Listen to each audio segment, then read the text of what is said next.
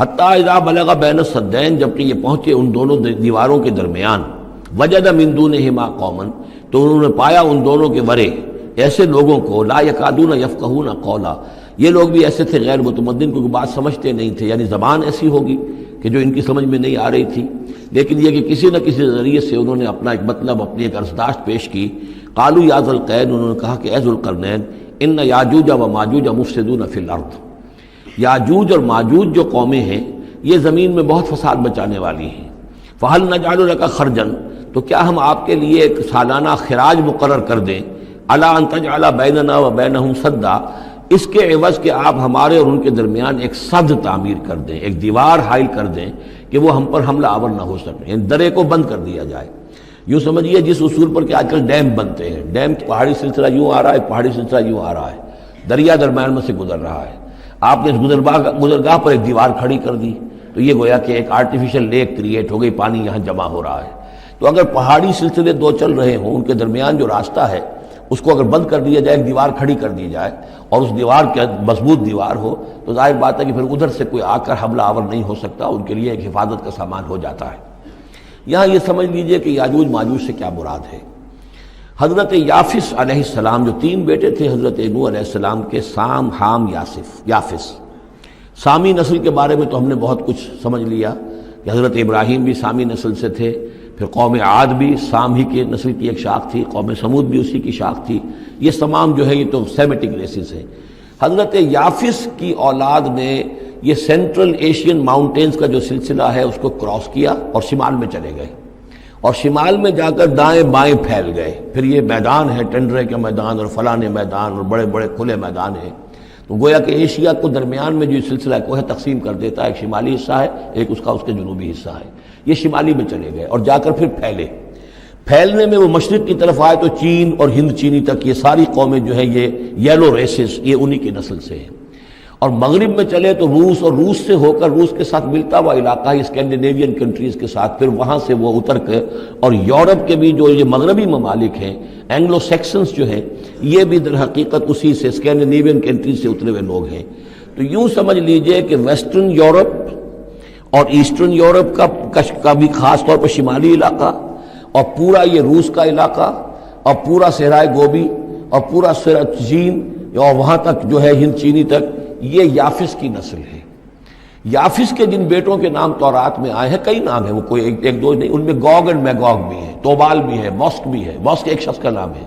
اور موسکو ہو سکتا ہے کہ اسی نے آباد کیا ہو اور وہیں سے وہ نام بنا ہو۔ توبال اور بالٹک سی جو ہے اس ایریا کے اندر جو ہے، بالٹک سٹیٹس، توبال ان کے ایک بیٹے کا نام تھا، یہ تورات کے اندر نام دیے گئے ہیں۔ گوگ اینڈ میگوگ، یاجوج ماجوج، یہ بھی انہی کے بیٹوں کے۔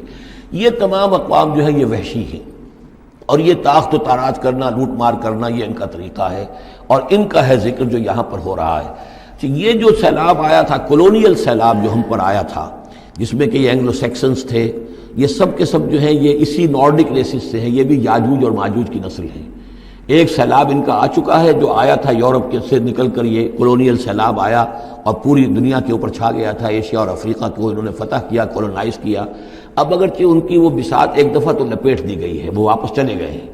انڈائریکٹلی ہم پر حکومت کر رہے ہیں، ابھی ان کے جو ملٹی نیشنلز ہیں ان کے ذریعے سے، یا بینکوں کے ذریعے سے، IMF کے ذریعے سے، ورلڈ بینک کے ذریعے سے انڈائریکٹ حکومت ہے جو نیو ورلڈ آرڈر ہے۔ لیکن یہ ہے کہ ابھی ایک اور جو سیلاب ان کا آنے والا ہے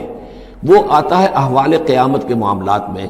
آرمگڈون کے بعد جب حضرت مسیح علیہ السلام کا نزول ہو چکے گا اور یہودیوں کا خاتمہ ہو چکے گا، اور پھر یہ کہ تمام جو عیسائی ہیں وہ مسلمان ہو جائیں گے، عیسائیت ختم ہو جائے گی حضرت مسیح علیہ السلام کے آنے کے بعد، اور مسلمان اور عیسائی مل کر ایک ملت بن جائیں گے، سب مسلمان ہوں گے۔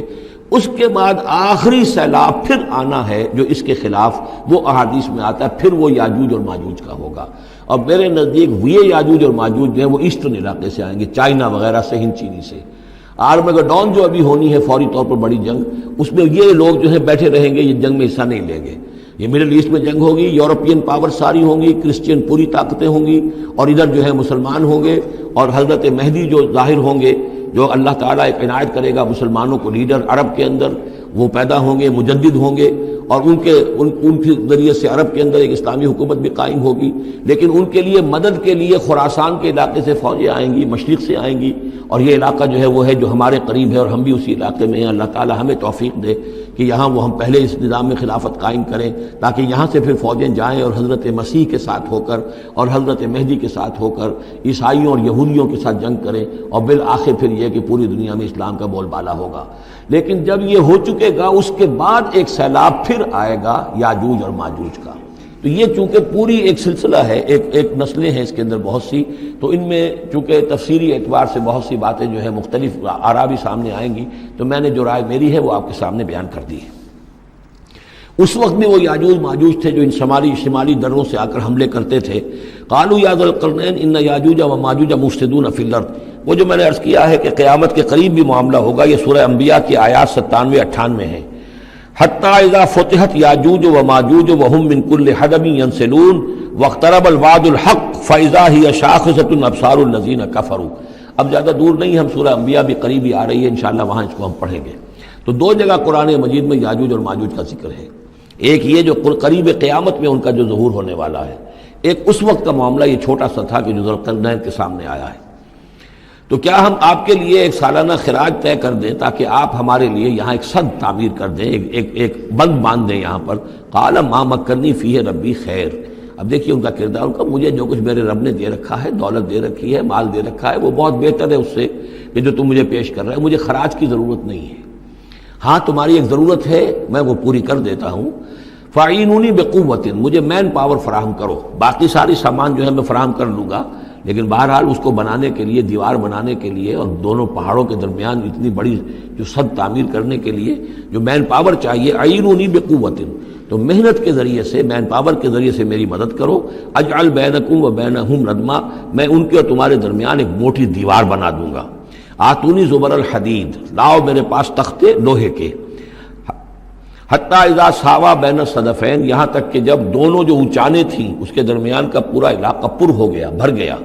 وہ لوہے کے تختے جو ہیں اس کے اندر بھرے جا رہے ہیں۔ حتی اذا ساوا، برابر کر دیا دونوں پھانکوں تک پہاڑ کی، قال انفخوا، اب ان کا کہ آگ جلاؤ اس کے نیچے، وہ دہکا دی بھٹی جس سے کہ اب وہ لوہا گرم ہوا اور لوہے کی تختے جو ہیں وہ گرم ہو گئے۔ حتی اذا جعلہ نارا، جبکہ وہ سارے کے سارے لوہے کے جو تپ گئے خود اور سرخ ہو گئے۔ قال آتونی افرغ علیہ قطرہ، تو کہا لاؤ میرے پاس پگھلا ہوا تانبا کہ میں اس کے اوپر انڈھیل دوں۔ تو اس طریقے سے گرین فورس کنکریٹ سے بھی 10 گنا سمجھیے مضبوط شے انہوں نے بنا دی کہ اس میں لوہا اور پھر لوہا سیسا یا تانبا پلایا ہوا، تو اس طریقے سے ایک بڑی مضبوط دیوار قائم کر دی۔ اس دیوار کے جو آثار اب بھی موجود ہیں، دیوار تو موجود نہیں ہے، یہ داریال اور دربند کے درمیان یہ کشادہ راستہ ہے اب بھی، یہ ویسٹ کوسٹ جو ہے کیسپین کا، اس کے ساتھ اس کی لمبائی 50 میل اور اس کی اونچائی 29 فٹ اور 10 فٹ چوڑی یہ دیوار تھی جو اس وقت بنی ہے، یعنی جس طریقے سے کہ بنتے ہیں بڑے بڑے بند، ان سے بھی بڑی یہ تھی سد تعبیر کی گئی۔ السد العالی کہلاتا، اسوان ڈیم جو ہے جو مصریوں نے بنایا تھا، بہت بڑا ڈیم، السد العالی، اونچی دیوار۔ تو ہمارے ہاں یہ تربیلا اور منگلا یہ سب کیا ہے، یہ اسی طرح کے ڈیم ہیں کہ پہاڑی سلسلے آ رہے ہیں، دریا جا رہا تھا، وہاں آپ نے دیوار کھڑی کر دی، پانی رک گیا اور وہ جھیل بن گئی۔ فمستطاعوا ان یظہروہ، تو انہوں نے کہا کہ اب یہ لوگ نہ تو یہ اس کے اوپر سے آ سکیں گے، اس کو نہ چڑھ سکیں گے، وما استطاعوا لہ نقبا، نہ اس میں کوئی سوراخ لگا سکیں گے، نقب لگا سکیں گے۔ قال ھذا رحمۃ من ربی، یہ سب اتنا بڑا کارنامہ کر کے بھی انہوں نے کہا یہ سب رحمت ہے میرے رب کی طرف سے، میرا کوئی کمال نہیں، یہ سب اللہ کی طرف سے ہے۔ فَإِذَا جَاءَ وَعْدُ رَبِّي، اور جب میرے رب کا وعدہ آئے گا، جَعَلَهُ دَكَّا، وہ اس پوری دیوار کو جو ہے ریزہ ریزہ کر دے گا، ختم ہو جائے گی دیوار۔ اب وہ دیوار وہاں موجود نہیں ہے، وہ ختم ہو چکی ہے امتداد زمانہ سے، اب اس کے کوئی آثار باقی نہیں رہے، بس آثار معلوم ہو جاتے ہیں کہ یہاں وہ دیوار ہوتی تھی جس سے یہ میں نے ڈائمنشنز آپ کو دیے ہیں۔ وَكَانَ وَعْدُ رَبِّي حَقًّا، اور میرے رب کا وعدہ جو ہے وہ حق ہے، سچ ہے، پورا ہو کر رہے گا۔ وَتَرَكْنَا بَعْضَهُمْ يَوْمَئِذٍ يَمُوجُ فِي بَعْضٍ، اب جب یہ وقت آئے گا اللہ تعالیٰ کا قیامت کا وقت، تو ہم چھوڑ دیں گے اس روز ان کو، یہ ایک دوسرے میں گتھم گتھا ہو جائیں گے۔ یہ جو کچھ ہونے والا ہے قرب قیامت سے پہلے، جس قسم کے لشکر آنے ہیں اور جیسی جنگیں ہونی ہیں، اور یہ جو یاجوج ماجوج جب آئیں گے تو آتا ہے احادیث کے اندر کہ پورے دریا اور پورے سمندر پی جائیں گے، ہر چیز کھا جائیں گے. اور یہ معلوم ہوتا ہے کہ یہ چینیوں کے ہاں تو خاص طور پر سانپ بچھو جو شے ہو، کتا بلی، ہر شے چٹ کر جاتے، کوئی شے نہیں چھوڑتے. اور میں سمجھتا ہوں کہ شاید آدم خور بھی ہو یہ کہ کسی وقت میں جب ان کو ضرورت پڑے تو آدمی کو بھی کھا جائیں، تو کتے کو، بلی کو، سانپ کو، بچھو کو، ہر چیز کو کھا جاتے. تو ان لوگوں کا معاملہ جو ہے واقعتاً یہ جب ابھی تو ذرا رکے ہوئے ہیں، کنٹینڈ ہیں ایک طرح سے، لیکن ایک وقت میں ان کا بند کھلے گا. اور چونکہ پھر یہ جو ہے تمام چاروں طرف ان کے پہاڑ ہیں، ہر پہاڑ کی اونچائی پر سے من کل حدب ینسلون نیچے اترتے ہوئے نظر آئیں گے. اور یہ نقشہ بعین ہی اسی طرح اخبارات میں آیا تھا جب 62 میں وار ہوئی ہے نیفا میں، جو ہندوستان کا مشرقی جو علاقہ تھا جہاں کے چین اور بھارت کی جنگ ہوئی ہے. تو اس کے الفاظ جو اخبارات میں آئے تھے، waves after waves of Chinese soldiers were coming down the slopes, لہروں کی طرح، موجوں کی طرح چلے آئے. ان کے تو اتنے آدمی ہیں، ان کا تو کہنا یہ ہے کہ تم سب کے سب ہلاک ہو جاؤ گے، ہمیں تم ہلاک نہیں کر سکتے، ہم تو چیونٹیوں کی طرح جو ہے بلوں کے اندر گھس جائیں گے. ایٹمک وارفیئر کے بعد تمہارا تہس نہس ہو جائے گا، ہمارا کچھ نہیں بگڑے گا، ہم پھر نکلیں گے اور پوری دنیا کو فتح کریں گے، وہ یہ کہتے ہیں. اور معلوم ہوتا ہے کہ واقعتاً آخری جو بھی اس دنیا کا اللہ تعالیٰ نے جو بھی ایک نظام سوچا ہوا ہے، اس میں جو قیامت سے پہلے کا سب سے بڑا واقعہ پھر یاجوج و ماجوج کا ظہور ہوگا وہ. لیکن یہ کہ اس کا یہ مطلب نہیں ہے کہ جو پہلے ہوا ہے وہ نہیں ہے، اس سے پہلے بھی یاجوج ماجوج اگر آج سے 2500 سال پہلے کا معاملہ بھی ہے تو آج سے چند سو سال پہلے کا بھی ہو سکتا تھا. یہ کسی یعنی ایک پورے یوں سمجھیے نسل کا نام ہے.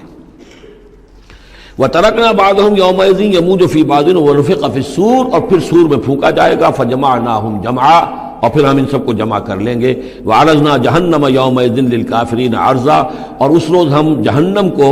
سامنے لے آئیں گے کافرین کے سامنے. یہ ہے تمہارا انجام، یہ ہے تمہارے لیے جو ہم نے تیار کیا ہے. الَّذِينَ كَانَتْ أَعْيُنُهُمْ فِي غِطَاءٍ عَنْ ذِكْرِي، وہ لوگ کہ جن کی نگاہیں ہمارے ذکر سے کوری ہو چکی تھیں، پردہ پڑا ہوا تھا ان پر، ہم یاد نہیں تھے، بس دنیا سامنے تھی. مسبب الاسباب کو بھول گئے تھے، اسباب پر سارا بھروسہ تھا. مادی اسباب و وسائل، مادی نعمتیں، مادی مال و اسباب، مادی چیزیں جو ہیں، یہیں کی چمک دمک، یہی کی رونقیں، یہی کی شان اور شوکت، اسی کے پیچھے پڑے ہوئے تھے. وَكَانُوا لَا يَسْتَطِيعُونَ سَمْعًا، اور وہ سماعت سے بھی